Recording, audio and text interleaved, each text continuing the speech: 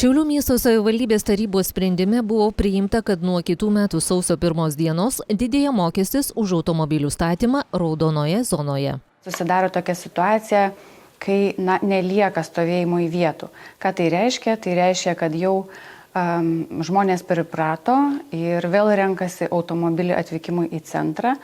Atsižvelgiant į tai, buvo priimtas sprendimas padidinti mokestį tik raudonojoje zonoje. Mokestis didėja už 20 minučių 10 centų. Atitinkamai brangsta ir kiti įkainiai. Šiuo metu didėja už 20 minučių nuo 30 centų iki 40 centų. Tai yra 10 centų už 20 minučių šis mokestis bus padidinamas. Jeigu 20 minučių kainuoja 40 centų, valanda atitinkamai kainuos 1,20 €. Stovint visą dieną šiek tiek bus pigiau, jeigu mokant kas valandą, tai yra 7 €. Už vieną mėnesio abonentą teks susimokėti 50 €.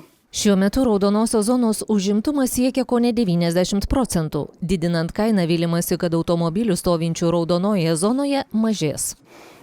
Tikslas toks, kad vis dėlto žmonės, gyventojai pagalvotų, ar tikrai atvykimui į miesto centrą jiems reikalingas automobilis. Tarkim, gyvena žmonės pietinėje miesto dalyje ir dirba centrinėje miesto dalyje, galbūt tikrai būtų galima pasirinkti kitą keliavimo būdą. Bendras didysis tikslas be abejo, kad mūsų miestas būtų švaresnis, kad pati mūsų centrinė dalis yra tikrai tankiausiai apgyvendinta, didžiausias tankumas darbo vietų, oro taršos rodikliai irgi yra didžiausi, transporto intensyvumas irgi centrinėje dalyje yra vienas didžiausių.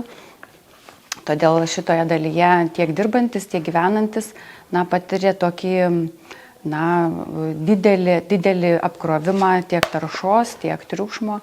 Tai tikslas yra, kad centrinę dalį pasiektų kuo mažiau automobilių. Yra ir gera naujiena vairuotojams. Prailginamas užmaršumo mokesčio sumokėjimo terminas. Jeigu užmirštumėte susimokėti už parkavimą, užmaršumo mokestį, tą mokestį, kurį randate už stiklo užkištą lapelį, anksčiau būdavo reikalavimas sumokėti per 24 valandas, tai nuo kitų metų sausio 1 dienos laikotarpis prailginamas ir užmaršumo mokestį reikėtų sumokėti per 120 valandų, tai yra per 5 paras nuo pažeidimo padarimo ir tik tuo atveju, jeigu per tą laikotarpį nebūtų jisai sumokėtas, vairuotojai būtų perduodami administraciniai teisenai pagal administracinių nusižengimų kodeksą.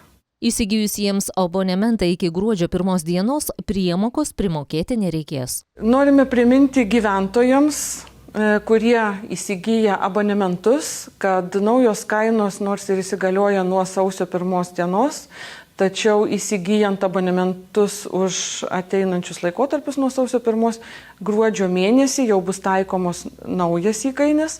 Tačiau jeigu abonementai buvo įsigyti ilgesniam laikotarpiui anksčiau iki gruodžio 1 dienos, tai jų pasikeisti nereikės ir priemokos nebus. Tai yra bus ta pati kaina, už kurią ir buvo jie įsigyti. Kitose zonose mokesčiai lieka nepakitę. Žaliojoje zonoje 20 minučių kainuoja 10 centų, geltonojoje zonoje kainuoja 20 centų.